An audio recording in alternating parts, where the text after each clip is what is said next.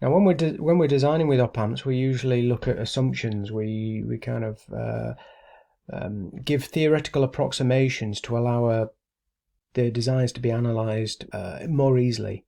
So we say that the amplifier is linear. So whatever goes in, if this has a gain of A, then if the input is I, then the output is said to be AI, for example. Input impedance we assume to be infinite. Output impedance is assumed to be very, very, very small. As we'll see as we roll on, it's not as small as you think it is, but if we assume it to be so small that it doesn't affect what we're connecting things to, then it can make our calculations a lot easier. Open loop gain, assumed to be very high. Closed loop gain is what happens when we add in some negative feedback. So if we look at this inverting configuration of an op-amp, we've got the non-inverting input connected to 0 volts, which isn't always connected to 0, but in this case it is. It's inverting. We've got a input connection into the inverting input. Things that aren't shown, we've got our negative supply rail, so minus VCC. Often these aren't shown, they assume they're connected. So where do we start in terms of finding out why the gain is equal to minus R2 over R1? Well, this input impedance is said to be infinity.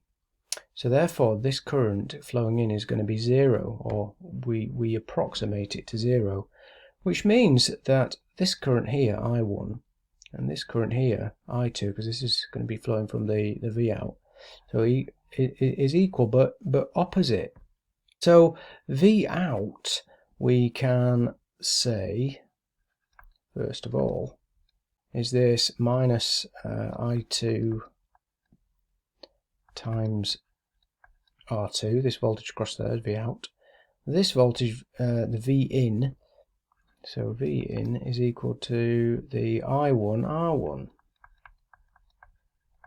So what to do? Well, if you want to find the gain of a system, usually you put V out over V in. And if we put V out over V in, like so, then because these I2 and I1 are the same, that we can cancel them and we end up with minus R2 over R1.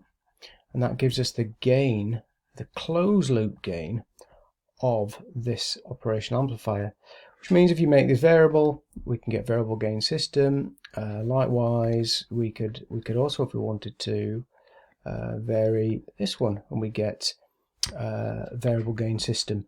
The disadvantage of varying this one is if we attach it in a system and we want this amplifier to have a specific input impedance and fixed input impedance, the input impedance of this system is R1 in this case.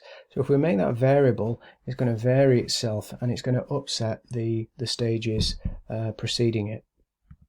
So if you take the same rules again, you say, oh, okay, that is effectively an infinite impedance. Because of that, we say that I1, this I plus and I negative become equal. So you can start to sort of build up. I've done the work through here of how we get down to this equation. I'll work through this yourself. If you have any questions regarding it, just let me know.